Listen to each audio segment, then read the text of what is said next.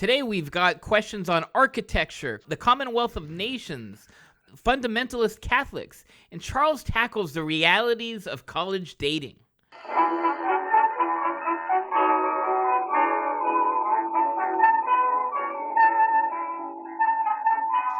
Welcome to another episode of Off the Menu. I'm your host, Vincent Franchini from Tumblr House, here with a nocturnal Charles Coulombe. Nocturnal? You mean I only come out at night? Yes. Nocturnal creature. Like So a vampire. I'm sort of a night stalker. A night crawler. I guess so, yeah. Something out of the dark. Yeah. Creepy. Creepy? Creepy? A sort of Halloween character? Is that what I'm reduced to? I mean, what's next? Charles Coulombe masks for children to frighten each other with on Halloween? Trick or treat. Oh, no, it's too scary. Get rid of the Coulombe mask and you'll get some candy, kids. That's actually $1 million idea. That's a great idea. Charles Coulombe masks. Gosh. Well, I'm afraid I'd have to have a little more fame than that to warrant it. I did know someone, however, who became a Halloween mask for a while. Was very famous for it. Who? The late lamented Tor Johnson. Who is that? Who was that? Tor is dead now. But Tor Johnson was a retired Swedish wrestler who featured prominently in the films of Edward D. Wood Jr. He played Lobo. He was the chief inspector in Plan 9. And he was an habitué at my old landlord's Sunday brunches. And he became a Halloween mask. I recognize him. Was he in the Tim Burton version of the movies? Not him. Was, yeah, the character. Yeah, the character was. You bet. Wow. And you know where he lived? Beautiful Somar. Well, that's on brand. Oh. I see. So now we're looking down our noses at the San Fernando Valley, are we? Let me tell you something, Mr. Elite. Bing Crosby never sang about the San Gabriel Valley. That's because he didn't own any property in the San Gabriel Valley. If he had a couple houses, I can guarantee you he'd be singing a couple songs.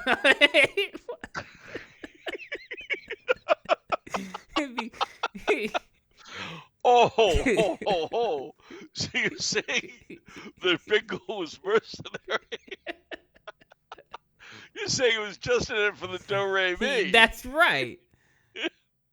Oh, yeah? If that's so, then how come he wrote that song about when the surf meets the turf down at Old Del Mar? Yeah, so he was a major investor in the racetrack. I think it's a coincidence.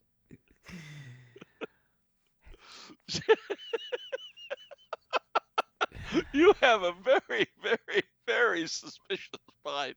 An American icon, an idol of 8 generations of Americans, and you're saying, oh, he wrote songs to promote real estate. I like that. I mean, what are you going to say next? George Washington ran Mount Vernon to make a profit? I mean, where does it end? Thomas Jefferson, oh, I've got this plantation. I'm going to make some dough. I don't know. I mean, stuff like this happens. Why don't we say, oh, John Hancock's just into the smuggling for the profit instead of for freedom? And you know something else? You're saying this on the very edge of our country's semi-quincentennial or whatever it is. The 250th anniversary the celebrations are beginning this coming month. And you have the audacity to say that the founding fathers and Bing Crosby were out for the old do-re-mi. Wait, the 200th anniversary of what? 250th anniversary of our nation's independence. It's coming up. I thought they were in it for the taxation without representation. What is that about? That's the do-re-mi. No, it's not. It's about freedom. I read in a book by I don't know, some obscure historian that one of the problems that the founding fathers were occurring was that their economy was based on smuggling, and taxes would totally end that. Yeah, I know the author. He's an old crank. Yeah. Let me tell you something.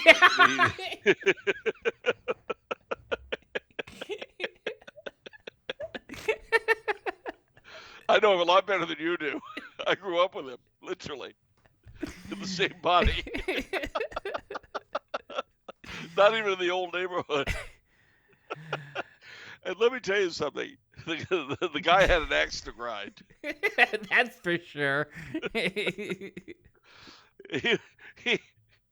I mean, look, one man's hero is another man's traitor. Just remember that. Okay, well, that's very true. Okay. Yeah, think of the San Patricios of the Mexican War.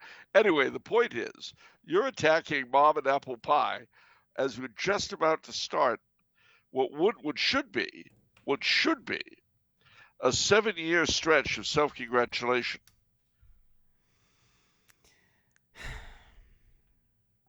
From 2025 to 2033, we should be nothing but telling ourselves how wonderful we are.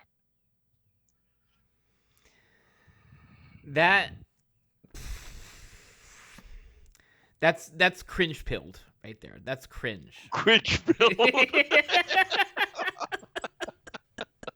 Listen, I remember the bicentennial. I know how this stuff's supposed to be done. We can't even agree on what to call the 250th anniversary. It's the semi-quincentennial is one word for it. The semi-quincentennial, that's it. But it's also called the sesquicentennial. So semi-quincentennial, bisesquicentennial, or sesquicentennial. So you choose whichever one of them you want.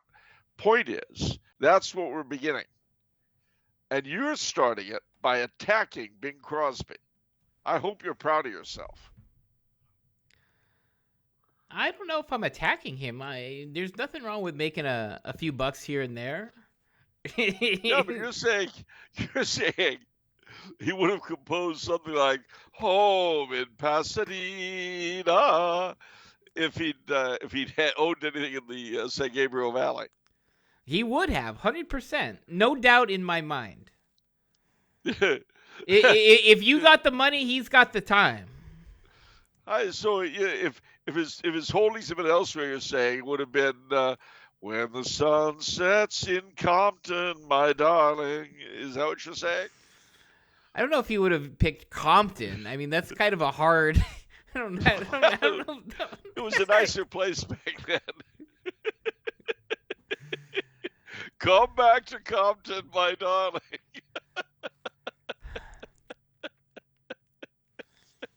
I can see it now. I really can. A tree grows in Huntington Heights. Yeah. Huntington Park, my dear. Or down there in Downey. That's what you're saying. That he would have prostituted his art to serve for some shallow real estate scam. Yeah, that is the implication. Yeah, but just because I'm saying he's a prostitute doesn't mean I'm saying he's a cheap prostitute. I mean, but me no buts. All right, there's standards there. All right. Well, I'm glad to hear that. Yeah. And so you're saying, as far as you're concerned, Bingle's reputation remains untouched and intact. Yeah, I love Bing Crosby. Good. He's inspirational. Did you ever hear a song about Compton? Uh, of No, me a neither. different genre, yeah, sure, but Me neither. okay, okay. All right. I don't Well, know where. we got Latari Sunday coming up. Yeah, So Old Rose is very happy because it's her name day. that's right. You know, she's getting excited. Tyrone is very unhappy.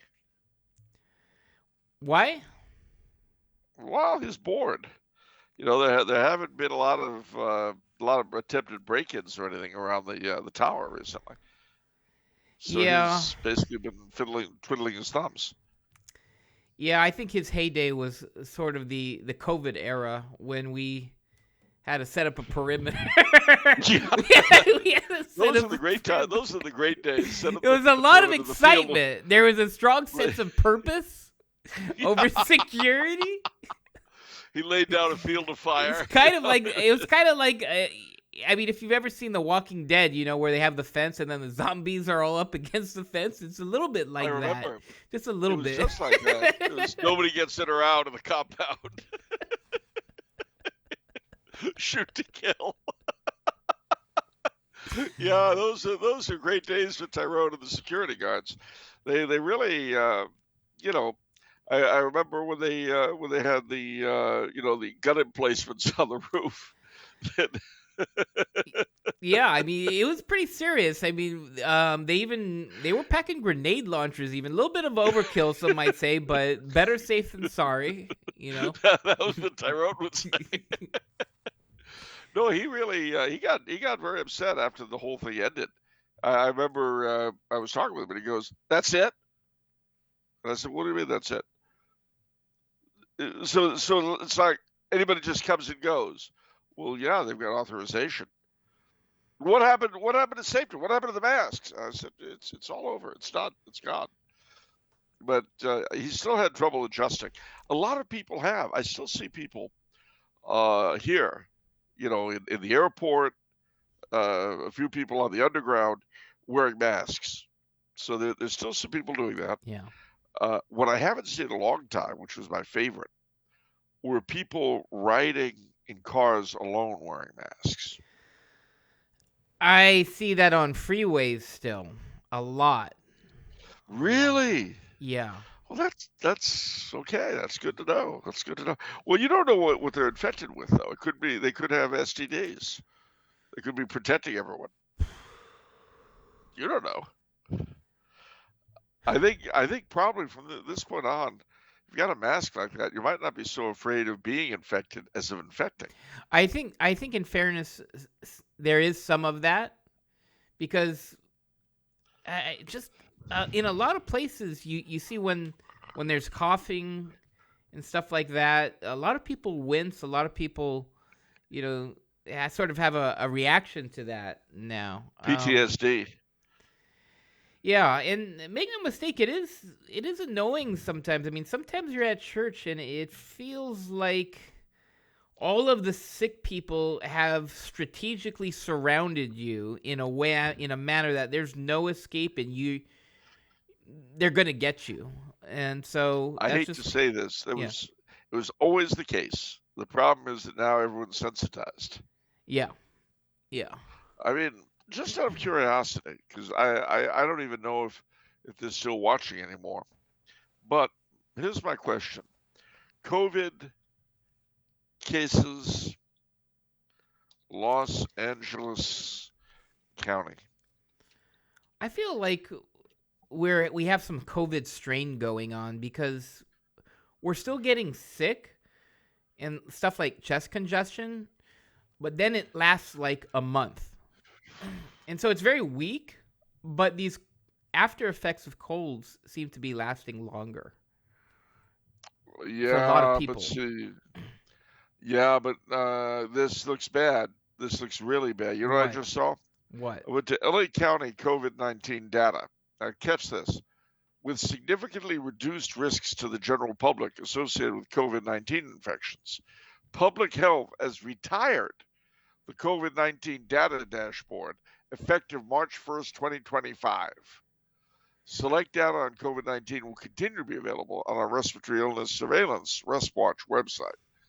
Public Health will continue to monitor COVID-19 and issue notifications to update as needed to update the public on any potential changes in COVID-19 risk in Los Angeles County. So going to that, respiratory watch, respiratory surveillance data viruses, okay. They're not really telling us anything.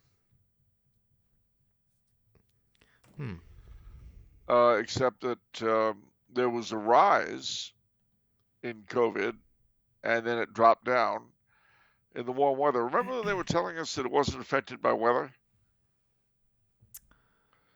Do you remember that? I don't remember. They said a lot of things. I didn't really pay attention. I remember that.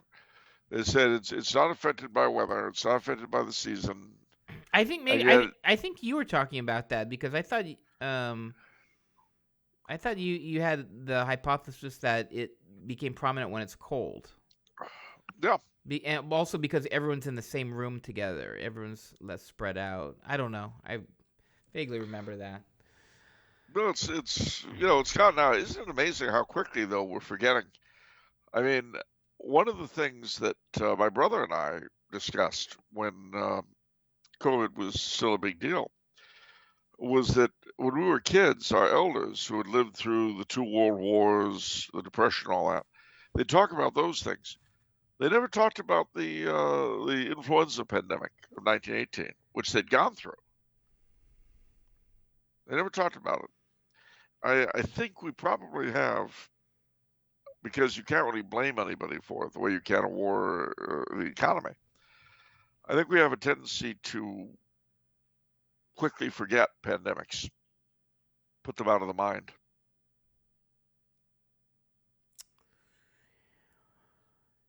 Yeah, I would say so because it seems like, I don't know. I mean, I think so, but I just can't identify why. It was a very different set of circumstances.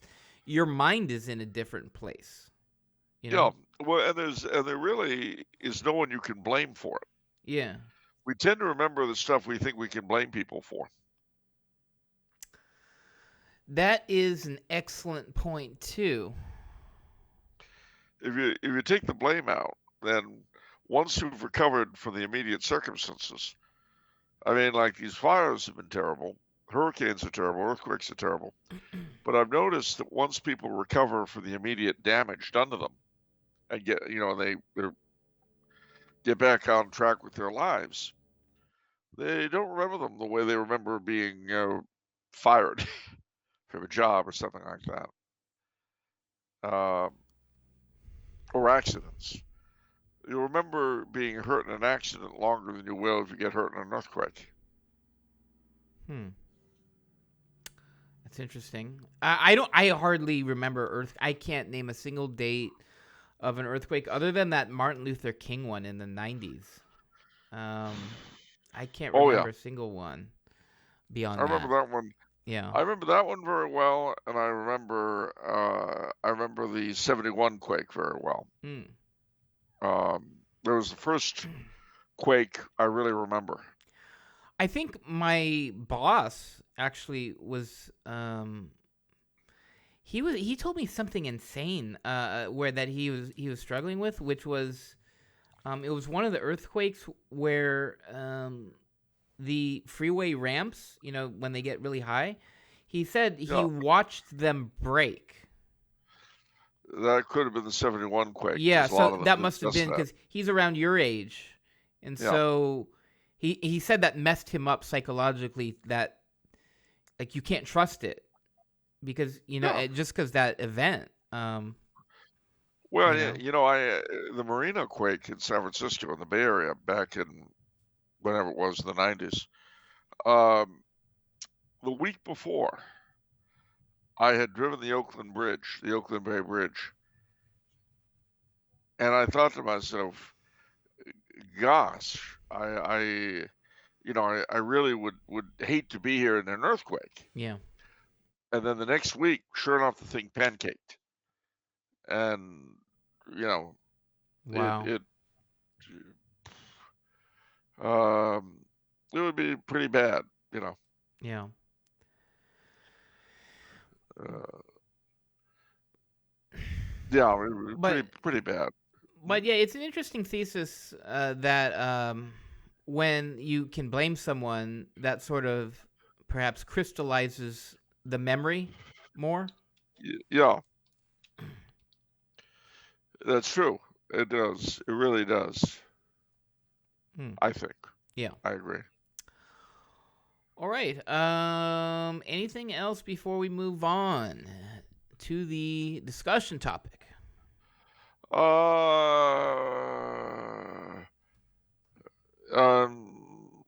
yeah, I guess so. I guess so. Okay. I would say, let me think, and Okay, we're I moving don't on to know. the no. You're trying to think something that's going to trigger me, and you know what? I'm gonna sidestep this. I All didn't right, get before you where do, I am today to be one question, what? one question for you. What? Gidget. What about her? Gidget. Well, you keep talking about her. 1959. Okay. Um. Okay. Yeah, that's definitely very boomer. That's boomer culture. Mm-hmm. Yeah. Is that all you have to say about Gidget? Let's see here. The film is about a teenager's initiation into the California surf culture and her romance with a young surfer. Wow. What an iconic movie. Incredible. Just What about Frankie Avalon and that Funicello? Huh? Beach blanket bingo. Ride the wild surf. How gosh, to stuff a wild bikini. that's just the heart of the milieu of the Southern California environment back then. It just That's right. yeah. Oh wow. That's right. Incredible. Okay, I'm paying homage to Gidget. Her 2 boards for every curl in the immortal words of Jan and Dean. No, I thought that was a Beach Boy song. No, it's Jan and Dean. Okay. I thought those were lyrics Surf City. Surf City, yeah. Yeah. Okay. But Jan and Dean and the Beach Boys were friends, you know, and they both sang that kind of stuff. Yeah. And there were the Surfaris Yeah. who gave us Surfer Bird. Everybody's heard about the bird. Have you heard about Surfer Bird? Yes. Have you heard about the bird? Yes, I have. I'm very versed in it, Charles. Don't worry, it's okay. It's okay. Should I roll on the floor like that the guy from Minnesota did? Everybody's heard about the bird. Okay. Well, I thought we were paying homage to boomer culture. I guess so. I guess every episode, de facto, we're paying homage to boomer culture. Now, do you see how you are? I'm trying to pass on these essential traditions, the wisdom of the race. All right. Who would you rather have, Beach Boys or the Rolling Stones? Your call. Beach Boys. All right. Beach Boys or the Platters? Beach Boys. Okay. Beach Boys or Jan and Dean? Beach Boys. All right. Beach Boys or the Beatles? I don't care what anyone says, Beach Boys. So basically, you're for Southern California. You're sticking up in the battle of crappy pop culture. You're standing up for SoCal. That's right. I'm glad to hear that. Local patriotism. I am all for that. So, yeah, I proudly say, dude, that's Southern California. That's SoCal. No one else. dude. Yeah, dude. Dude, we've got to get more syllables in there. Dude. That's kind of like that's like when you go to Romania and you do your Transylvanian Hollywood accent. It's just a little, it's just a little too much. It's a little too tryhard, you know? There's just too much. That's actually my next film, Tryhard. It's not nearly as deadly or as interesting. What it lacks in excitement, it makes up for in boredom. But at any rate, imagine a group of people severely reprimanded one Christmas Eve. Try hard. Okay. I think that's the kind of movie I could star in. With Bruce Willis, that's hard to picture. I don't know. Well, I'd be in the Bruce Willis role in Try Hard. Okay. Well, okay. I guess an adaptation. It's hard to. I can't get this elevator to go. Oh, here it is. Great. What? All right. Have you seen the movie Die Hard? Yes. What did you think? I think there was a lot of unnecessary and egregious violence. I think it glorified and glamorized aggression toward women, toward minorities, toward white people. I thought that it was a corruption of the Christmas spirit. I feel that it was basically exploiting and inverting Yuletide feelings. Well, if we're gonna go down the list, I guess let's add homophobic. Oh yeah. Yeah. Oh hugely, yeah. Okay.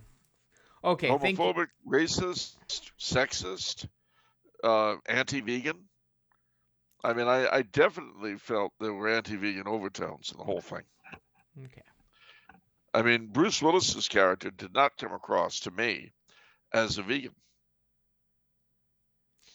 Isn't that okay though? Because that's promoting diversity of thought, of lifestyle. No. He obviously he was a symbol of white male privilege. See, what would have been better would have been a strong trans woman of color in that role. All right. Moving on. Sigh hard. Sigh hard. Yeah. Sigh hard. And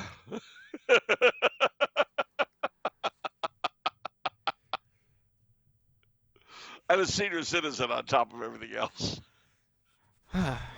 Okay. A boomer. A boomer chick a boomer guy who realized himself as a chick, I should say. A black boomer guy, of course, who realized himself as a chick. And now is coming forward to save the day. Okay.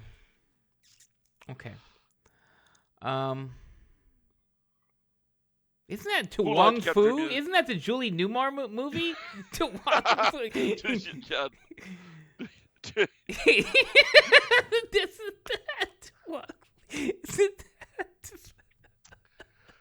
You know, I told you that came up my one encounter with Julie Newmar. Yeah. I told you that story. Yes. Have I told it on the show? Several times, and she apologized for it, but and you told us the whole thing out because you're a young man then, but she's very old, but she's still Julie Newmar. Oh, yeah. She was still Julie Newmar without a doubt, and I brought up To Wong Fu, thanks for everything, Julie Newmar. And she said, "Oh, that was a terrible film," and I said, "I had to review it. I'm very sorry for you, darling." And then there was a bar, and I said at the place, and I said, "There's a bar here, Mr. Mark. Can I get you a drink?" "Oh yes, please." "Well, what'd you like?" "Oh, I don't know. Something with rum and fruit juice." I said, "Okay." So I ran off, and my inner 12-year-old was, filled with gallantry. And I came back with a uh, Mai Tai. I handed it to her. And as I handed it to her, I said, "To Julie Newmar, thanks for everything, Charles Coulombe." And she took it. She took the straw and said, "You are an evil man." And my inner 12-year-old quivered. Hmm. She's still hanging in there. Looks like she's 91 right now. Yeah, Still and I'm kicking. sure she's still, yeah, Yeah. she would have been 81 then, I guess, at least, but Hmm. she was still kicking then. And, she outlived Adam West. Uh, Oh yeah, Batman. Hmm. All right. she was Catwoman. All right, let's move along. Enough of this fall. Let's get to some questions. Yeah. Well, let's do the discussion topic fairly quickly. The topic of discussion was what's your favorite style of church architecture, and which church is the best example of it?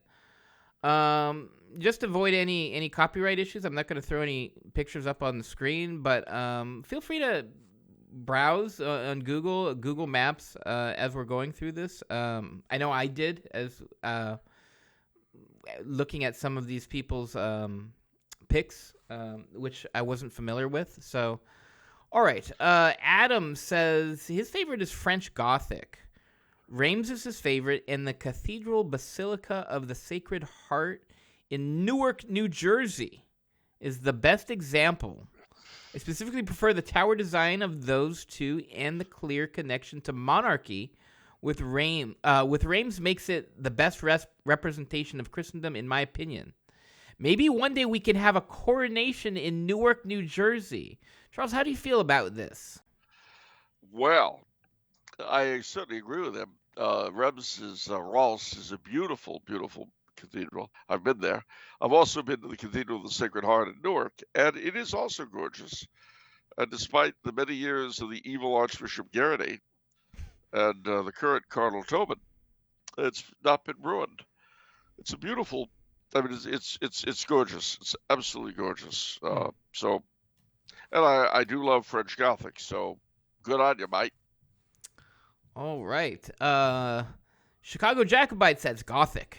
Despite his unfortunate inability to accept the faith in its fullness, Henry Adams' perception of the completeness of correspondence to the human condition in Mont Saint Michel and Chartres was spot on. And the two titular examples he chose for our contemplation are as good as anything produced anywhere. But with the faith driving them, they seem otherworldly when compared to anything since. Well, that's a very good call. And of course, he's right. Very sad about Henry Adams. If you read both Mont Saint Michel and Chartres and the education of Henry Adams, you can see how the inability to accept the faith, given what he knew and how he was a severe handicap for him. But having said that, no, I mean there were great examples. I've been to Chartres. I've with your brother, in fact, and several other Chartres pilgrims. But I've not been to Mont Saint Michel. Although next month I'm going to fulfill a lifelong dream and see the English half. You see, Mont Saint Michel is on the Norman coast, but on the Cornish coast is St. Michael's Mount. And both of them were scenes of angelic apparitions. So I'm looking forward to that. Yeah, Mont Saint Michel is so evocative. I mean, that's at the very top of my list, I know. And it's not just the architecture, but it's just the setting. And I feel like it's the whole thing. It's the arrangement to me, because to me it conveys the realities of life, where at the very top is the church. You know, there's a hierarchy there. You know, you got these little shops, these little towns, and then you climb up, and then you get into something so grand and so majestic that it's a reflection of life in that way, I feel like. I would agree, and it's a really beautiful Well, I mean, it's almost a parable in stone of the church militant on earth. Hmm. Hmm. Yeah. Zenek says his favorite is Neo-Gothic. Zagreb's cathedral, which has gone through several forms over the centuries for the past 110-ish years, has been Neo-Gothic, imitating Köln. Yeah, it was redesigned after Cologne Cathedral, Colonel, and it is a gorgeous cathedral. It's unfortunately it was closed because of the earthquake, Yeah. but I got the chance to see it before, and I'm sure it'll come out quite as beautiful. It really is lovely, and it has a shrine to Blessed Emperor Karl. Hmm. Oh, he also says, to me, the style is a symbol of a Christendom that refuses to die. Vital Catholicism, a medieval beauty that will not perish to time because it is too precious to wither away, so it doesn't allow itself to be merely medieval. Neo-Gothic serves the church because, like her, it is ever ancient, ever new. That's a beautiful thought, Xenix. Thank you. It is, and Ralph Adams Cram would have agreed with you, as would have Pugin. Helvitio says, my favorite church I visited is Our Lady of the Angels in Catonsville, Maryland. They describe it as having an Italian Renaissance style. So that is my favorite style of church architecture. Are you familiar with this church, Charles? What do you think of this one? You're looking it I up? am not. I am looking it up. Our Lady of the Angels. It's got an Italian name because, of course, that is the Church of St. Francis. Let's see. Our Lady of the Angels. Oh heavens! Beautiful interior. Yeah, I'll say. Yeah, that really is lovely. In Catonsville, it's not small. It's run by the Sulpicians in Catonsville. Well, yeah, okay, I'll give you that. It's beautiful. Yeah. Acadians in Baltimore. And of course, what naturally, of course, of course, of course, of course. You know who the founders of the thing were? Who? Well, I would have thought it was Italians.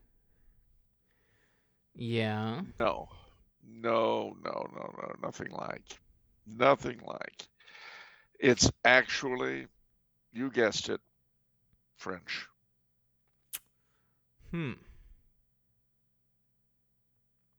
Yes, there were French there. The Sulpicians.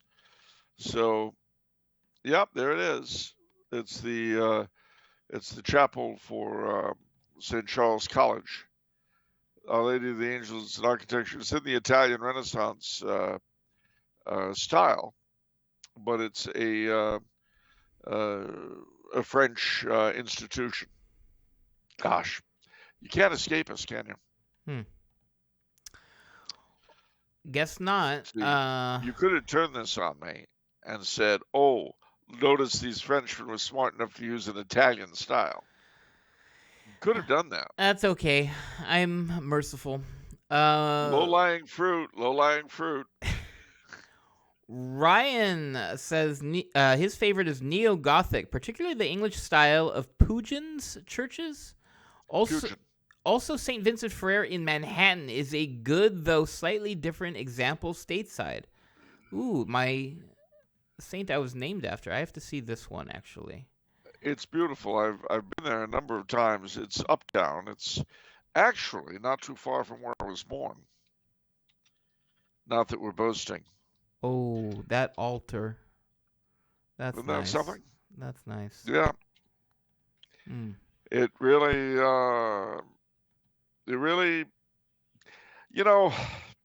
church architecture is really a wonderful thing to contemplate. I mean, Bertram Goodhue is the designer, and that image of Christus Rex is really something, isn't it? Yeah. Oh well. All right. Man, RC Hinterlander says Notre Dame's original design goes hard, and he shows a picture. I guess so. They make I'm not sure the architectural term is the steeple, but they're yeah. higher up. Then they're kind of more dramatic looking. It's really interesting. So if you Google Notre Dame's original design, you'll find that. And he says, and of course, the unbuilt Liverpool Cathedral. Charles, do you have a comment on that? Well, yes, the unbuilt Liverpool Cathedral. Well, it was amazing. If you put in unbuilt Liverpool Cathedral, go ahead. You'll see it comes up. Yeah. They'll show the design by Leutens, who was an interesting guy. Leutens was not a Catholic, but he designed a lot of the buildings that are famous around the British Empire in India and South Africa and places like that.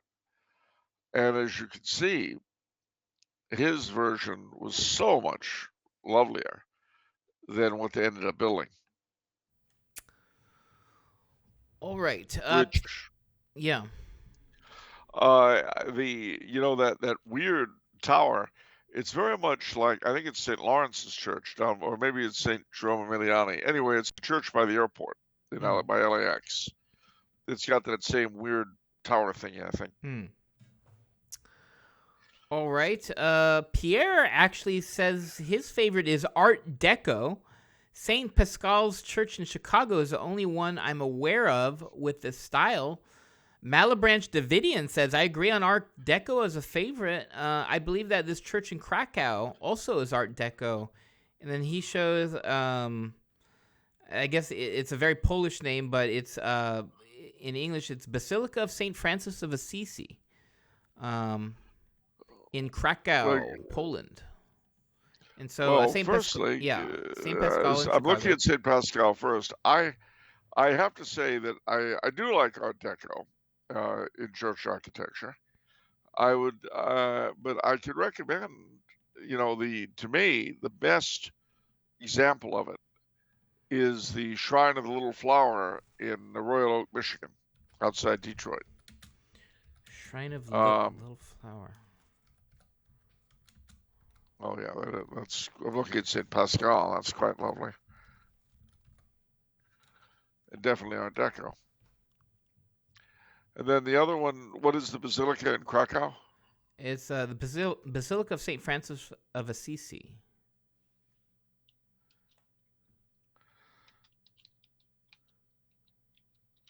That Shrine of the Little Flower, what an unusual tower there. Yeah. Well, there's a reason. In Art Deco, there's a reason for it. It was built by the late lamented Father Charles Coulombe.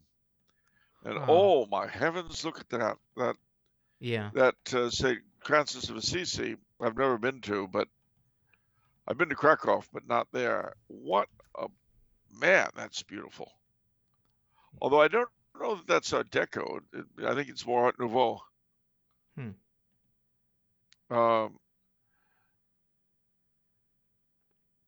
I think, but it's still whatever it is. It's I think you'd have to call that Art Nouveau, but it's got a lot of the neo-Gothic too. Whatever it is, it's beautiful. Yeah, man. Anyway, where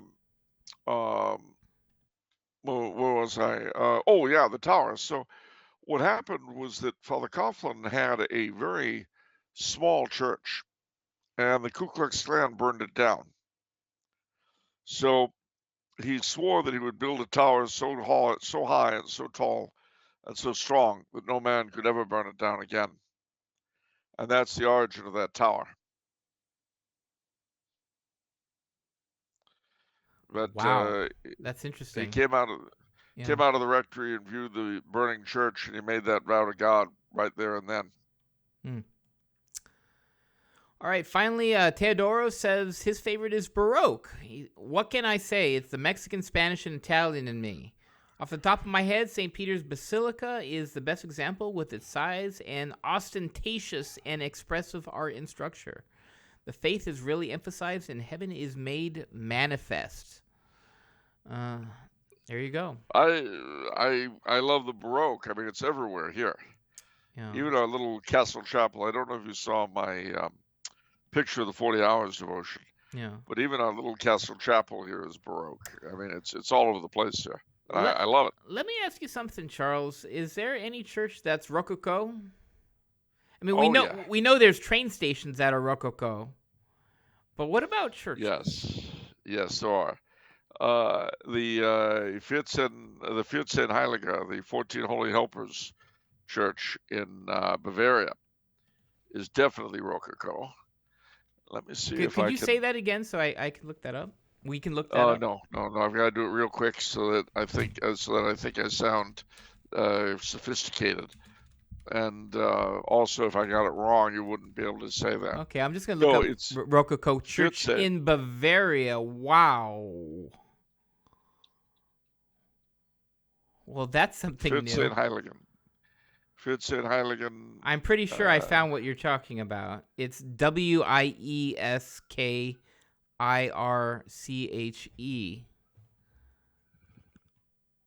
Wow.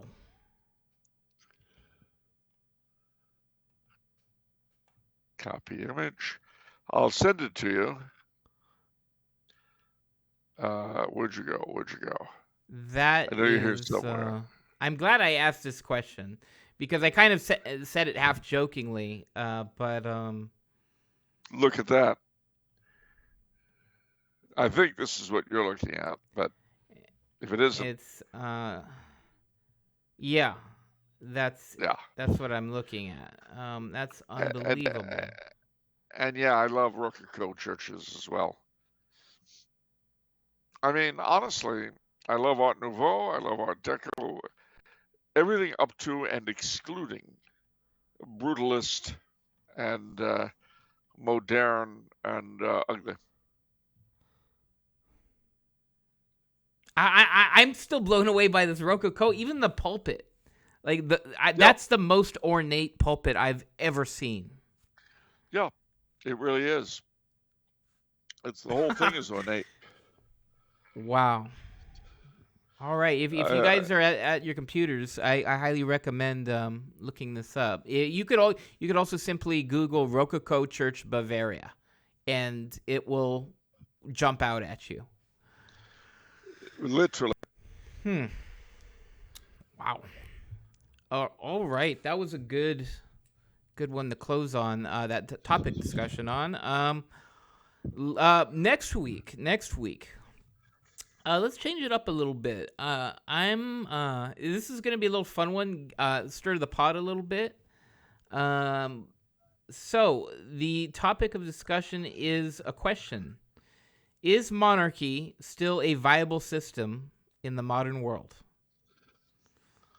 So obviously, Are you trying to get all the haters and LARPers out there? I think it's fun. And by the way, we don't judge. Charles and I will be very non-judgmental. So if you say something that's if you're either a hater or a LARPer, we're not going to judge you for it. Yeah, in this context, it's just fun.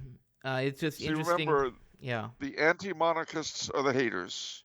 The pro-monarchists are the LARPers. Yes. Haters versus LARPers. Here we go. Yeah. It's on a par with my brother's old question whenever I go to Mass of a Sunday. Are you going to the heretical Novus Ordo or the schismatic Trinity? There's no winning. No, there's no winning. So next week, haters versus LARPers. You be the judge.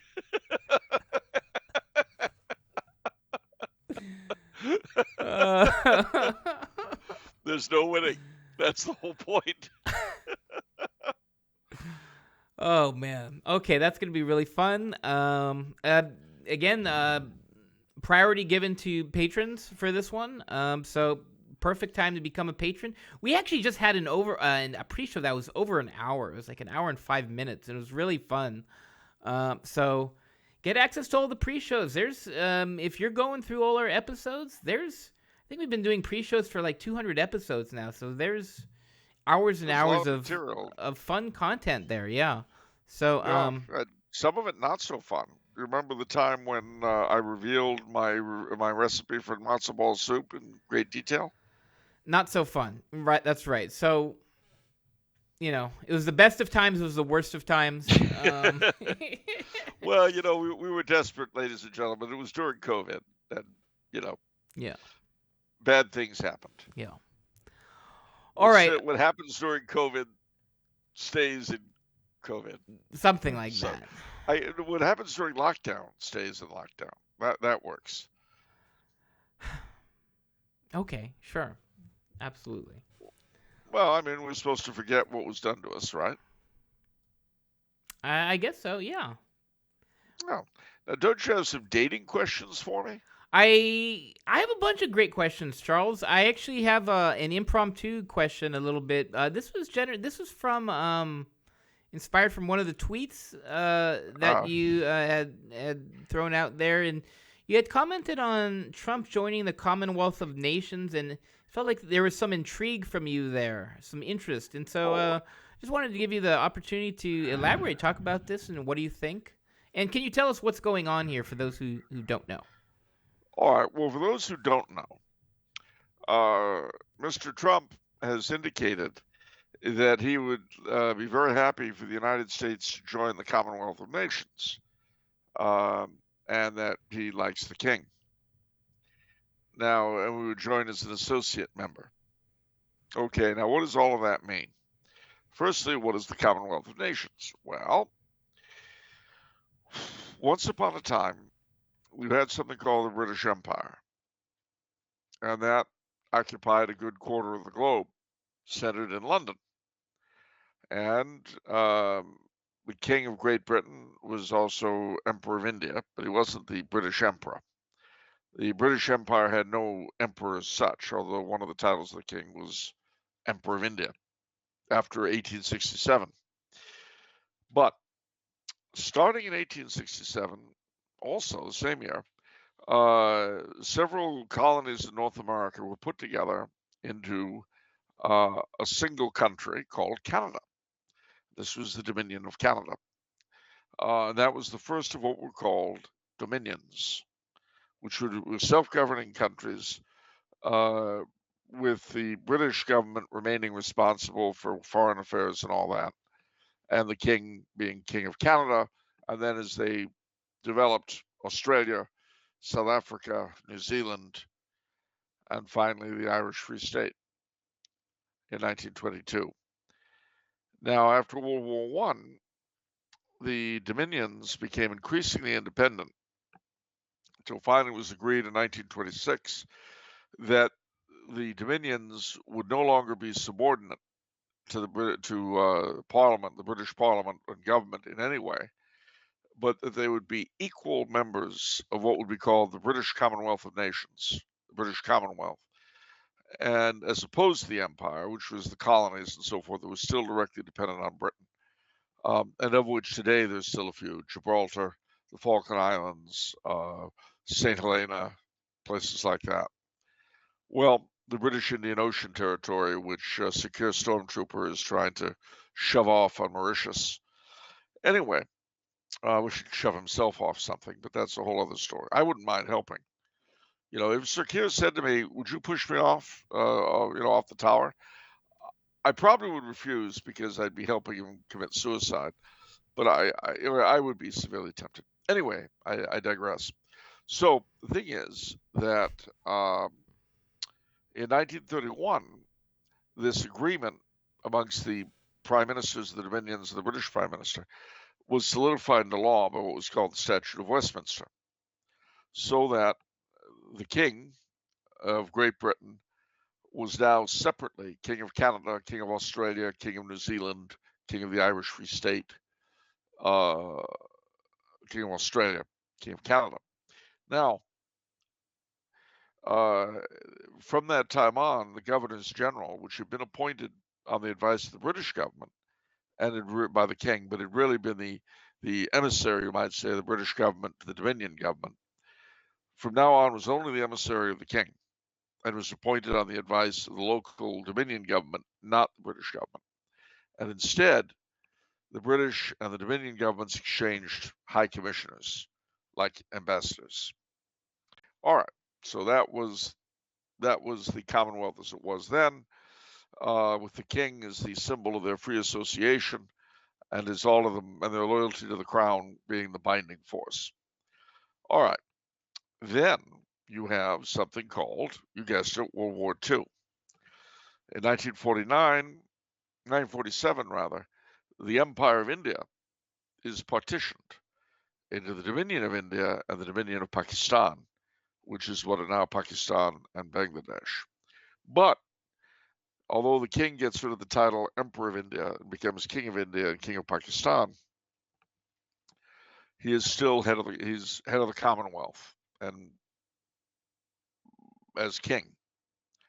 But the next year, 2 years later, 1949, Ireland leaves the Commonwealth, becomes a republic, and in 1950, India becomes a republic. Well, they come up with a special deal.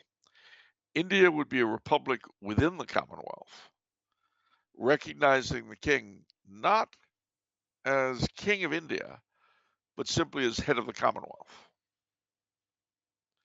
which would be, so you would have the whole notion of a republic within the Commonwealth. Well, from that time on, you had a steady stream of countries going from colony to dominion, or as they came to be called, realm, to republic. Most recently, Barbados in 2021. Inevitably, of course, this was accompanied by the governor general being replaced by a president who was, the usual kind of political scum that you acquire in that kind of a transaction. Kind of like flies on dead flesh. Anyway, well, I could have used another substance, but you get the idea. So, inevitably, of course, the level of governance in each country that went from being a realm to a republic went downhill. And I'm not saying that because I'm biased. It's demonstrable. Every single one of them, the standards of governance declined considerably. And it's interesting because it's not as though the governor general really had that much effective control over the politicians, especially given that he was appointed on their behest. Although you had things like the dismissal of the evil Gough Whitlam by Sir John Kerr in 1975, by and large, governors general went along with whatever their governments wanted, including becoming a republic. Very often, the last governor general was the first president of the new thing. Well, eventually, the Commonwealth rather, they dropped the name British from Commonwealth of Nations. And you couldn't really define the Commonwealth in terms of what it was, but what it wasn't. In other words, it wasn't a military alliance. It wasn't an economic alliance. It wasn't anything like that. But you had a number of Commonwealth institutions. And it's still, every year you've got Commonwealth Day, and it's still a big deal. But of course, the Commonwealth realms are more tightly joined to Britain in the sense that they have the same king than the republics within the Commonwealth. Well, starting in about, I think, 1975, 1980, or maybe later, they began admitting countries that had not been part of the British Empire into the Commonwealth. Mozambique, Gabon, a couple of others, which that made it, to me anyway, as an outsider, made it make even less sense. Then, the Commonwealth Secretariat, remember the Queen Elizabeth became head of the Commonwealth in 1952. In the last 20 years of her reign, the question was, what will happen afterwards? Is head of the Commonwealth part and parcel of the British monarchy or not? The Commonwealth Secretariat said, it's not a hereditary position. And at the death of the present Queen, the heads of government of the Commonwealth will choose a new head of the Commonwealth, which would have removed it even further from what it had been. So the Queen, nevertheless, was very annoyed at that, and about 5 years before she died, I guess, or maybe a little longer, she pushed the heads of government to recognize the Prince of Wales as her successor when he should become king as head of the Commonwealth. But if you go to the Commonwealth website and you look at head of the Commonwealth, once again, they assert it's not hereditary, etc. So what will happen when the current king dies? Who knows? Maybe they'll get Elmer Fudd or, more on the blimp or someone. Maybe Justine Trudeau, she'll be looking for a job then. But at any rate, that's the current state of the Commonwealth. Now, there are, of course, still the Commonwealth realms, like Canada and Australia, New Zealand, and a lot of smaller ones. And there are still British colonies, little islands and so forth here and there. Pitcairn Island in the Pacific is their sole remaining possession in the Pacific, but ensures that the sun still doesn't set on the British Empire. If they ever lose Pitcairn Island, though, that'll be the end of that. Anyway, my French-Canadian grandmother used to say that the reason the sun never sets on the British Empire is that God doesn't trust them in the dark. So that's the state of the Commonwealth. Now, and of course, I should point out also that in the old days, when the British Empire was still a going concern, there was an idea called Imperial Federation, which was the idea that the dominions would federate with the mother country. They'd all be part of an imperial parliament in London, and they would basically Great Britain and Ireland, Canada, Australia, New Zealand, South Africa would become a federation. They'd retain their national governments, etc., but there'd be an overarching government as opposed to the rest of the empire. That was Imperial Federation. And then there was the idea of, this was back when there was agitation for home rule in Ireland. There was the idea of home rule all around, i.e. for Ireland, Scotland, Wales, and England, plus Imperial Federation. So you would have had a federation made up of England, Scotland, Ireland, Wales, Canada, Australia, New Zealand, and South Africa. So keep all that in mind. Today, the equivalent of that is what's called CANSOC, which we've spoken about before, I think. And that's the idea of Canada, Australia, New Zealand, and the UK basically pulling much closer together than they are now. So that's where things stand with the Commonwealth. Now, Mr. Trump comes up with this idea of the United States joining the Commonwealth. And acknowledging the king as head of the Commonwealth. Why would he do something like that? Well, I don't know, because as you may have not figured out, the president does not consult with me on matters of policy. I'd certainly give him a bit of an earful if he did, but he doesn't, so I don't. However, my suspicion is that, as you know, he's brooded about the notion of taking over Canada as the 51st state. Well, what is the biggest difference between Canada and the United States, especially if you don't know Canada very well? They're under the king and they're part of the Commonwealth. Now, he says he's serious about taking over Canada. Well, if you were, as I say, if you didn't really understand the Canadians, you just had kind of a surface understanding, I could see where you might think, well, we take over Canada, we join the Commonwealth, we've got the king as head of the Commonwealth, they've got nothing to complain about. They get the best of both worlds. They're part of the United States, they stay part of the Commonwealth. What's not to like? That's my guess. Okay. What's in it for the United States? Not a lot. And there's not much in it for the Commonwealth either. I mean, if anything, if we join the Commonwealth, we would soon be the dominant force within the Commonwealth. And probably countries like India, etc., would leave. Not that they'd be a great loss, but, and I say that because they, the Commonwealth would become a radically different organization to what it is today.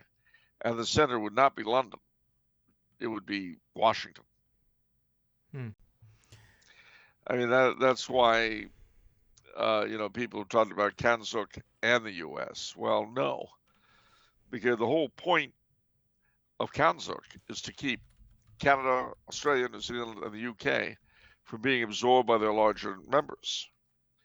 This would be like admitting the U.S. to CANZUK, or the Commonwealth, would be like returning Britain to the EU or bringing Indonesia into Australia. It would be the end of them as what they are. I mean, they'd still be there, but they become something totally different. And the U.S., I mean, what would annexing Canada get us? Not much. I mean, we'd have to take over their expenses.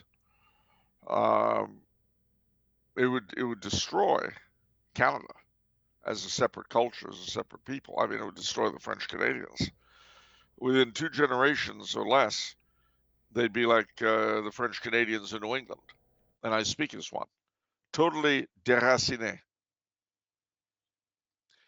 The language would be lost. The faith's already gone, of course. So with the faith gone, Quebec has nothing but the language. And with that gone, as it would be, you'd have a bunch of Americans with French names, which, is nice. We get to be excited about ourselves a few times a year. That's great. But the idea of the Fête Française d'Amérique du Nord, the French fête in North America, that would be over.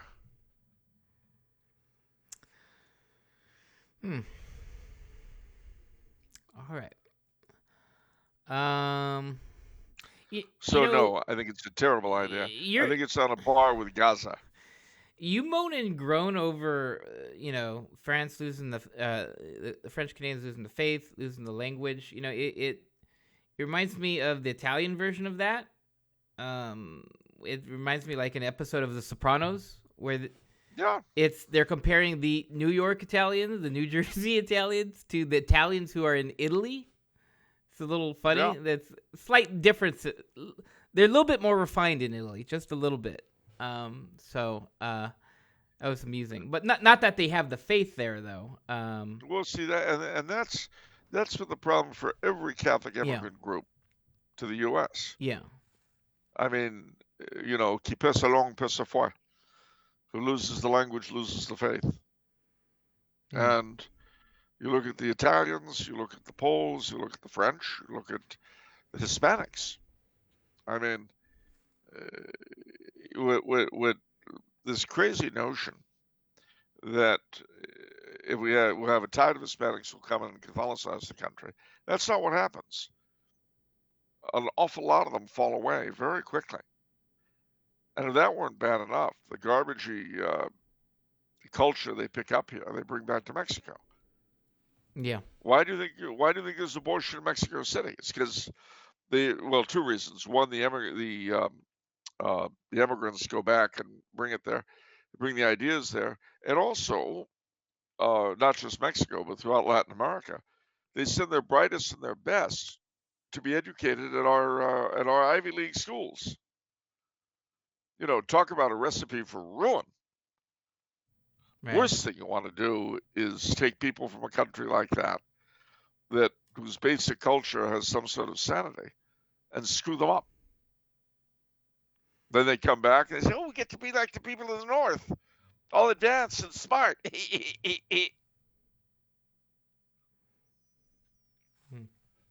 I mean that in a nice way, though. Okay. Oh, come on. You've got to say something amusing in response to that. Okay, yeah. Not that you're bitter. Yeah. Okay, good. Yeah. There we go. Yeah, you don't judge. We know.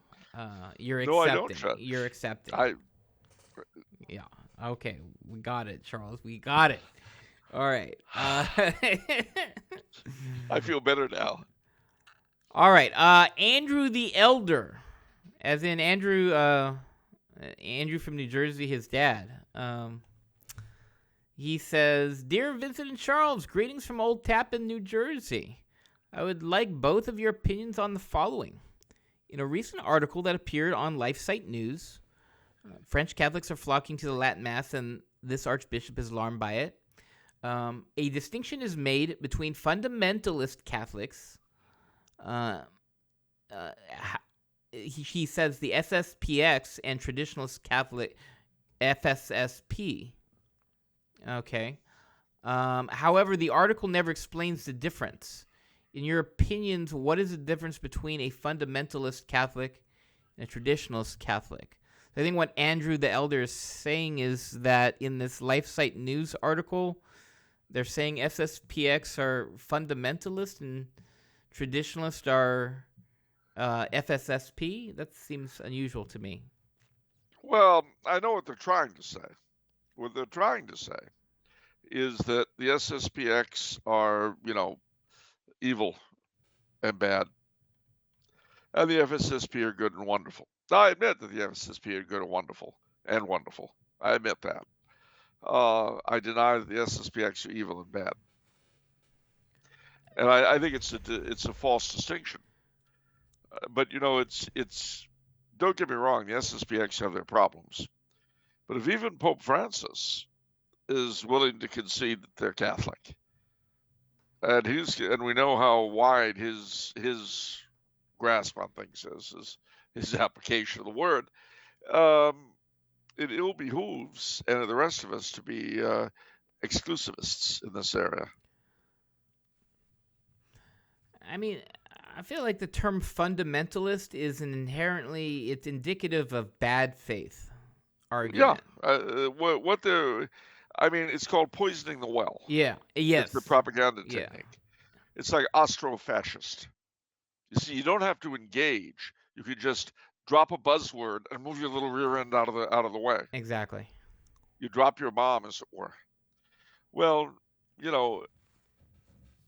rather than ask me what they mean, they should explain. What do they mean by fundamentalist as opposed to traditionalist? What do they mean by it?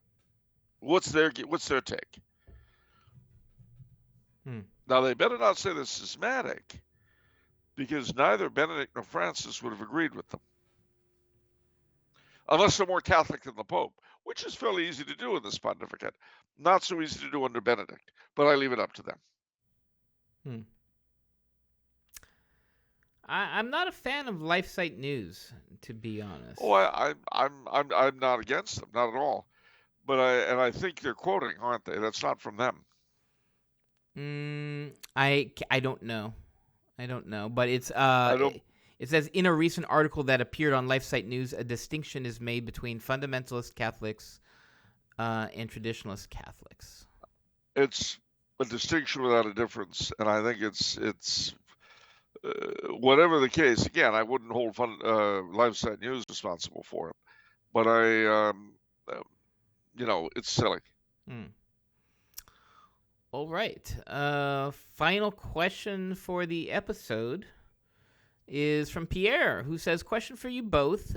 Given the realities of college dating, how can one reconcile the desire for romantic connection with the church's teachings on morality and consistently return to a state of grace? Intellectually, I have a hard time comprehending how some things are mortal sins." Of course, I'd have to know what those things were, and I don't want to. It's very difficult to make those sorts of choices and decisions, which is why we have confession. It's also why you need to find a fairly intelligent confessor, which is sometimes hard. But remember one thing: if we're tempted to find the church's rulings difficult and hard to reconcile, The problem is never with the church. It's always with us.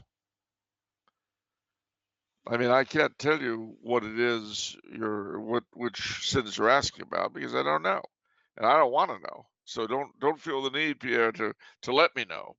No, no, no. I'm not in that business. Uh, find a confessor and discuss it with them at some length about the specifics. Yeah, and I know maybe we talked about this beforehand, but I think one thing that freaks a lot of men out is our Lord's words about lustful thoughts and that being a sin, or that you've already committed adultery or whatever. And I think what a lot of young men struggle with in terms of is parsing when you go from temptation to more in the area of delectation and sin, and there's a question of how much resistance in the will is there. There's all this discernment kind of, and what you told me is what you just said is, look, you need to talk about this with your confessor to sort of parse these things out. Yeah, especially because it's not a one-size-fits-all kind of thing. Yeah. The rules are, but their application, I can't know what's going on in your head. I barely know what's going on in mine, if there is anything going on, and I have severe doubts about that sometimes. But no, I mean, bear in mind that the sexual impulse is very strong for an important reason. If it weren't so strong, the race would have died out. Because a lot of effort, a lot of work, and not just the deed itself and the aftermath, but the continuance, the fidelity, the providing for the family, all that comes with it. It's a whole lot of work. And if that instinct were not so strong, so overwhelming sometimes, we'd have become extinct. It's a lot of effort. If we're no more than sneezing, why bother? We just have another drink. So, be of good cheer, find a good confessor, and don't obsess. Beware of two things. One is presumption, and the other, I hate to say this, scrupulosity. Yeah, I knew it. You know it. But see, that's always the case in so many of these things, are the two extremes to avoid. And it's easy to hit either one of them. It's funny is I've ping-ponged off of both of them too. Of course, everybody has. It's either extreme is much easier than trying to keep a middle course. That's so true. It is. I mean, it's much easier to be just scrupulosing, if that's a word, scrupulizing over every single thing you do, or just say, oh well, God will understand. Right. Either one of those is so simple, so easy. It requires no thought. It requires no discernment. It requires either an utter refusal to engage or a refusal not to engage. But to do so wisely and well, in accordance with the church's teaching. I have a big recommendation for whenever you're struggling with scrupulosity. The perfect person to go to, because typically he kind of says the hard truths. It's Father Ripperger. Father Ripperger does an excellent video on scrupulosity that I think all you young men would appreciate. And one of my favorite lines, because he's explaining why scrupulosity happens. And he said, in typical Father Ripperger fashion, he says, you're not that important. You're being scrupulous because you think the world revolves around you. It doesn't. You think Yeah. you're special. You're not. You're not a big deal. Well, you and remember that that. hurt. And that worked so perfectly with me. I thought, wow, actually, that's kind of true. I guess maybe I should just chill out a little bit. Well, the one of my favorite poems in this area is James Thompson's "Once in Once in a stately passion." It goes, "Once in a stately passion, I cried with desperate grief, O Lord, my heart is black with guile, of sinners I am chief. Then stooped my guardian angel, and whispered from behind, Vanity, my little man, you're nothing of the kind." Hmm. So, you know, my sins may take me to hell, and the angels may weep and God Himself be hurt, but they won't stop the sun rising in the morning. Yeah. Yeah. Hmm. All right. That's it for this episode. No, it's not. Okay. Hello, my honey. Hello, my baby. Hello, my ragtime gal. What? Oh man. What's wrong with Little Vaudeville? You know what's sad is when you sing that, I think of the scene from Spaceballs where they're making fun of the movie Alien, and with the little alien, he's doing his little. Do you know? Have you seen Spaceballs? No, no. Mel Brooks, really? I thought you were a fan. I know Charles. Mel Brooks did it. I'm familiar. I'm aware of the movie. I just haven't seen it. Oh man, I highly recommend that. That's right up your alley, in my opinion. So I recommend that personally for you, Charles. But yeah, I will watch it. You know the movie I saw this past week, which I had seen on television, black and white, of course, because I was a boy. It was before we got color. But it was a fun film from 1962. What? It was a loose adaptation of a Jules Verne novel, 5 Weeks in a Balloon. I haven't heard of that.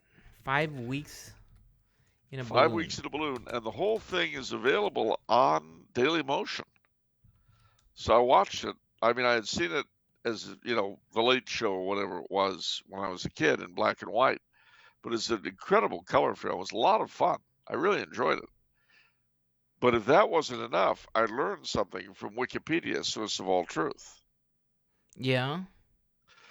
The name of the balloon in the flying ship in the you remember this is set in the Victorian era.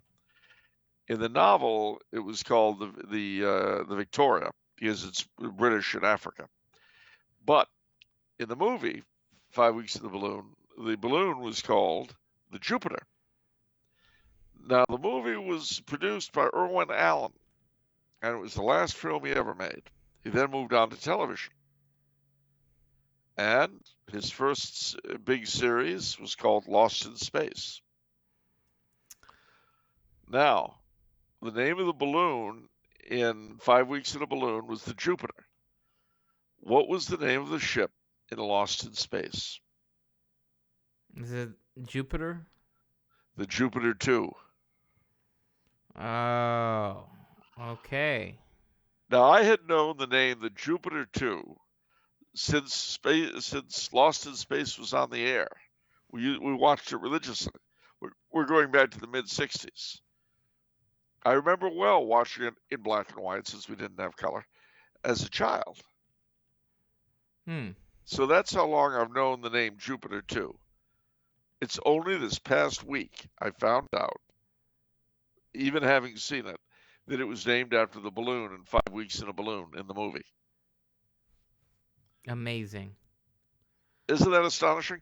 Plus, 5 Weeks in the Balloon has a terrible, you know how today it's cultural appropriation if you have anybody play something of another race or another nationality? Yes. like if you have Jonathan Pryce playing the Eurasian guy in Miss Saigon, it's everyone's upset and jumps up and down and gets excited, right? Although it's okay if you have a black guy or a black gal play a white character, that's all right. Anyway, point is, it's cultural appropriation to have somebody play somebody of another nationality. Yes. 5 Weeks in a Balloon has a French-Canadian character named Jacques. And he's played by an Italian. That's a big upgrade. Yes, it was for him. It was a big upgrade for Fabian. Yes, you're right. He got to play a French-Canadian. But it was still very insensitive. I'm afraid you walked into that one. Sorry, old man. Well, see, it's a question of semantics. I know what you were hunting for, but it didn't take much to flip it. Well, I mean, you got to give the people what they want, right? And I feel like for the greater part of the 20th century, Italian culture was in vogue, whereas French Canadians not really. I mean, some French guy is the villain in the French Connection, and then that's it. But he's not even French Canadian. There's not a whole lot of French Canadian interest going on. I'm gonna take it a step further and make it worse. Are you ready? All right, go ahead. An Anglo-American audience couldn't tell the difference between an Italian and a French Canadian. That's not true at all. Yeah, it is. Otherwise, they wouldn't have cast Fabian. And hearing Fabian's attempt at a French-Canadian accent was also a lot of fun for me. All right. It was fun. It was very light. I mean, it went down. He was not doing this. He was not. He wasn't making a mockery of it. It was just very, very, very, very slight. I see. Okay, well that's. It wasn't bad. I mean, although it was better known as a singer. You know who Fabian was? No. Well, there were three big male Italian rock vocalists of the early 60s. The late lamented Bobby Rydell, now deceased, Frankie Avalon, who I think is still with us, and Fabian, who I know is still with us. Okay. And I think they were all from Philadelphia. I thought, you say Frankie Avalon? Yeah. Oh. Who starred with Annette Funicello in the Beach Pictures you were making fun of earlier. Who was the guy from the Four Seasons? Oh, that was Frankie Valli. Oh, Frankie Valli. Okay. And the Four Seasons. Yeah. Yeah. Okay. Okay. I don't know where this is going. I don't know what the point is. Well, but you were putting down surf pictures earlier. The argument could be made that they weren't simply a high point for California culture, but also for Italian-American culture, given that Frankie Avalon and Annette Funicello were both Italian-Americans and starred in most of them. So, it could have been considered as high a point for Italian-American culture as The Godfather or The Sopranos. Or Columbus Day.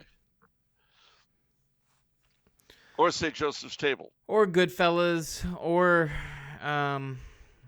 Teenage Mutant Ninja Turtles.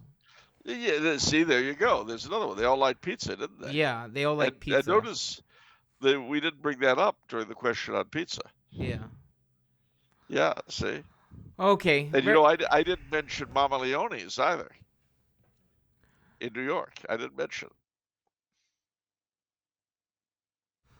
All right, Charles. You got me. She left a letter. She left a letter, Mama Leone said. She said you should move to the country. Mama, if that's moving up, then I'm moving out. And we're moving out. Okay, fine. What is it if it's Monday? It's off the menu. And the soul you save? It may be your own. See you next time. Take care, all.